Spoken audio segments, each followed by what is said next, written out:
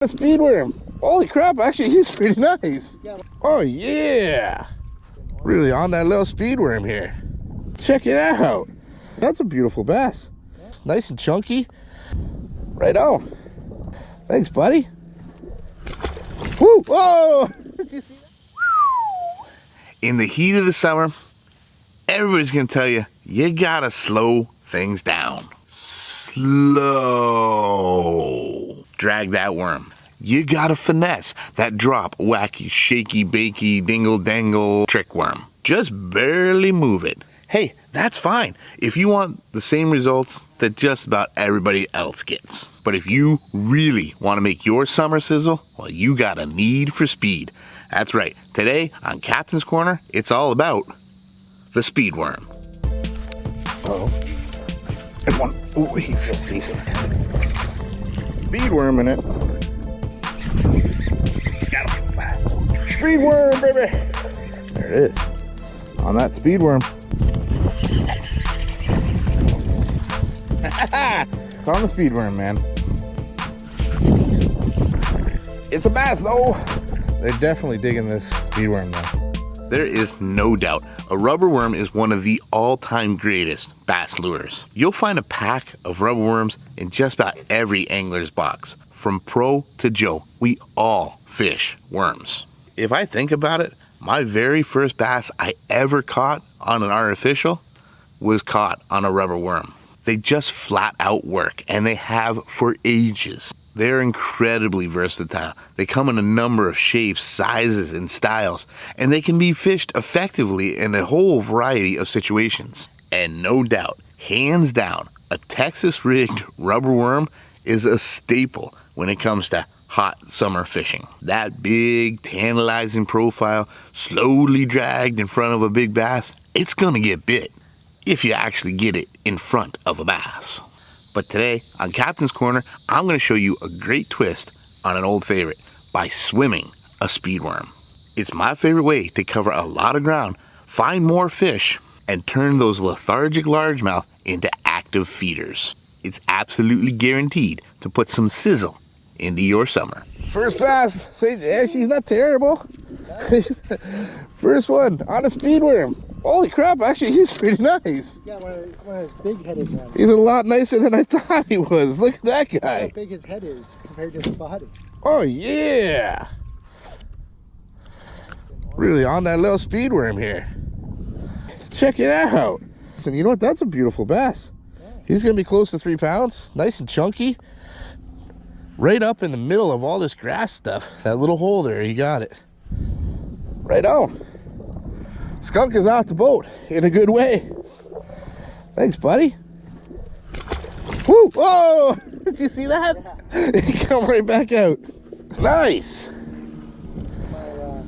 So what makes a speed worm a speed worm? There's a lot of manufacturers out there that make their own versions of speed worms. A lot of them actually even just call them swimming worms. But the general characteristics are basically the same.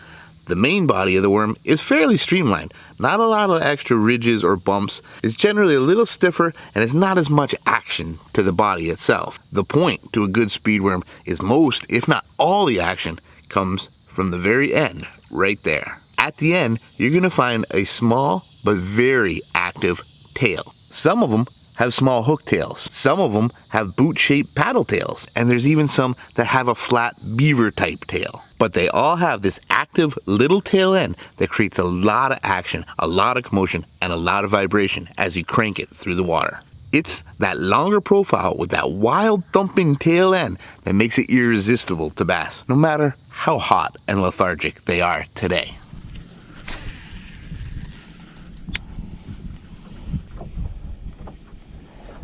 There's one. Ooh, he feels decent. Oh, he's not that big. Yes. Wow, look at that. It barely skin hooked him. Chunky, man. Fat. Speed worm in it.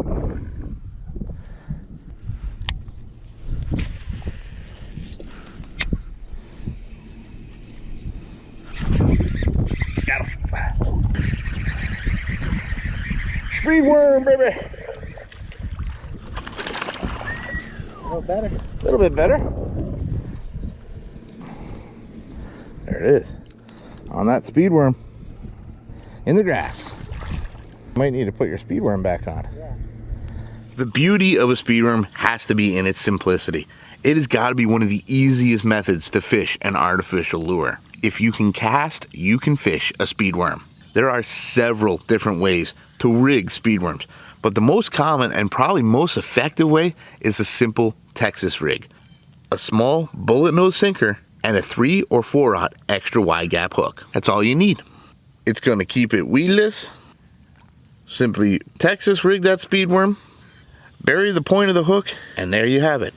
The simplest and most effective way to rig a speed worm. You don't need a ton of weight here. 1/8 of an ounce to 1/4 of an ounce is plenty. Just enough weight to give you good distance on your cast and enough to drag that bait down to the bottom, but also light enough to allow you to still be able to burn that bait across the surface when you want to. I always peg my weights when I'm fishing speed worms. With other methods of fishing worms, a free sliding weight can be pretty effective, but with a speed worm, it's not going to allow it to have the action that you truly want. Speed worms aren't really designed to have a nice flowing little fall. They require a little bit of speed and movement to get that tail to move. So by pegging that weight directly to the top of that worm, it's going to drag that worm down as it sinks and getting that tail really moving, making it just as effective on the drop as it is on a steady crank.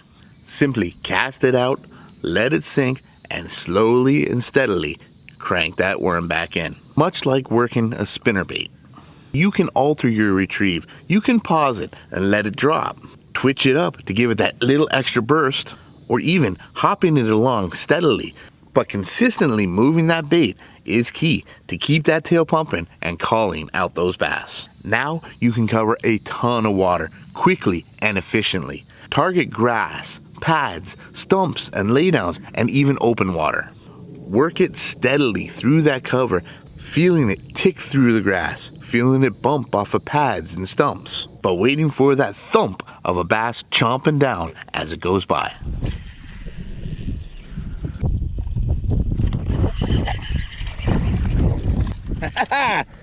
Wind and grass on the speed worm, man.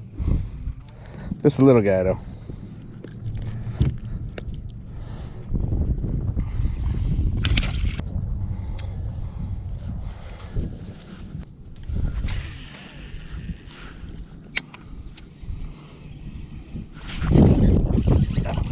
Yeah. No, I think he just had a bunch of grass with him. It's a bass though. A bass is a bass is a bass is a bass. Definitely speed worm in it. God, this one looks like a smallmouth. So fat. He's fat and his markings. Let's see. Yeah. That looks like a smallmouth. Not. But he is a largemouth. He is a largemouth. Yeah, he's still too green, but yeah. Yeah, they're definitely digging this speed worm though. Speed worm in this grass was the choice. Pro tip. A speed worm is a deadly flipping lure. Flip it into the pads or holes in matted vegetation, letting that tail thump all the way down, and then bringing it all the way back to the top, making that tail dance down and up, all the way from bottom to top. That slender profile and hard thumping tail is dynamite to those bass buried up in heavy vegetation. It also works amazing on the top of cover. Cast it out and burn it back over top of all that cover. That little tail gurgling and popping across the surface can entice some explosive reaction strikes. When it comes to what gear I fish speed worms on, personally, I like to use a 7-foot to 7'3" rod in a medium to medium heavy power. Something with a moderate to moderate fast tip. You don't need that fast tip because you're not really working that kind of an action. A moderate to moderate fast tip has that nice little bend that suits those light wire hooks a little better, giving you that big sweeping hook set and pinning those lighter hooks into the bass a little easier. For the most part, you're doing a fairly steady retrieve with this. You don't need the quick action of a fast tip. I like the moderate to moderate fast action. 7-foot to 7'3", medium to medium heavy, moderate to moderate fast. Makes a great rod for speed worms. My favorite setup is this one right here. This is my KastKing Speed Demon Pro 7'3" worm and jig rod. It's a medium heavy rod. It's got that moderate fast action tip to it. I couple that up with a good fast reel. The Bassinator Elite Classic reel, it's an 8-to-1 gear ratio. I like that fast speed to be able to catch up to any of those bass that are charging towards me, as well as to be able to cover as much ground as possible. That's the whole point of a speed worm, working fast and covering a bunch of ground. The faster I can get it back to me in the boat, the faster I can fire it out and make my next cast. I pretty much stick to straight braid, about a 30 to 40 pound braid. I don't need to go any lighter. You're typically going to be throwing these in and around cover, so I like to know that I have the strength behind my braid to be able to pull that lure and my bass out of that cover if it gets wrapped up in it. But that's just it, guys. When it's hot in the summertime like this, the bass don't move as much. It can be a long day of slowly dragging worms to find each one. Why not add a little speed to it, cover more ground, and force those lethargic bass to become active feeders? This summer, I recommend putting a little sizzle in your worm game. You're gonna love the results, I guarantee it. Well, folks, I really hope you enjoyed this, and I hope you learned a little something. If you did, make sure you smash the heck out of that like button. And leave a comment on anything else you'd like to see us film out here. We'll do our very best to make a video out of each and every one of those.